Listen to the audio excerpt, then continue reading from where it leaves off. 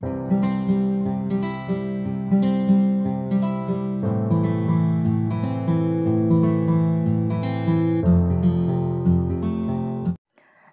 বন্ধু বান্ধৱীসকল জিৰাগিটিলৈ আপোনালোকক স্বাগতম আজিৰ পৰা আপোনালোকলৈ আসাম হিষ্ট্ৰীৰ টপ 500 কুৱেশ্যনৰ এটা পাৰ্ট লৈ আহিছো যদি আপোনালোকৰ হাতত এক্সামৰ কাৰণে বহুত কম সময় আছে তেনেহলে এই পাৰ্টটো আপোনাৰ কাৰণে বহুত সুবিধাজনক হ'ব ইয়াৰ পৰা আপুনি এক্সামত যিকোনো এটা কুৱেশ্যন পাবই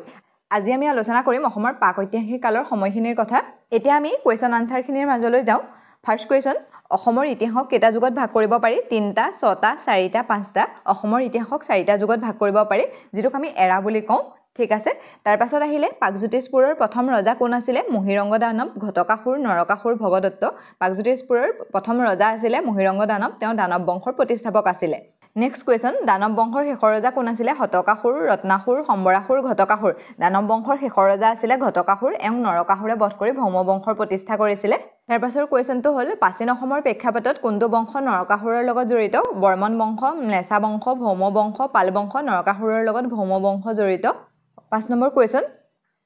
কোন পুৰাণ অনুসৰি কামাখ্যা মন্দিৰ কামৰূপৰ কেন্দ্ৰত আছে বিষ্ণু পুৰাণ কালিকা পুৰাণ যোগিনী তন্ত্ৰ শিৱ পুৰাণ কালিকা পুৰাণৰ অনুসৰি কামাখ্যা মন্দিৰ কামৰূপৰ কেন্দ্ৰত আছে কেন্দ্ৰত মানে মাজত আছে তাৰ পিছত আহো নেক্সট কুৱেশ্যনলৈ মহাকাব্য মহাভাৰত অনুসৰি কুৰুক্ষেত্ৰৰ যুদ্ধৰ সময়ত পাকজ্যোতিষপুৰ ৰাজ্যৰ কোনে শাসন কৰি আছিল ভগদত্ত ভাস্কৰ বৰ্মন নৰকাসুৰ হুতি বৰ্মন ভগদত্তই শাসন কৰি আছিল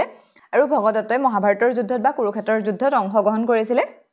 মহাভাৰতৰ কোনটো পৰ্বত ভগদত্তৰ বীৰত্বৰ কথা উল্লেখ আছে দুৰ্ণ পৰ্ব কৰ্ণ পৰ্ব আদি পৰ্ব ভীষ্ম পৰ্ব মহাভাৰতৰ দুৰ্ণ পৰ্বত ভগদত্তৰ বীৰত্বৰ কথা উল্লেখ আছে মহাভাৰতৰ যুদ্ধত অৰ্জুনে তেওঁক বধ কৰিছিল ভগদত্তৰ হাতীটোৰ নাম কি আছিল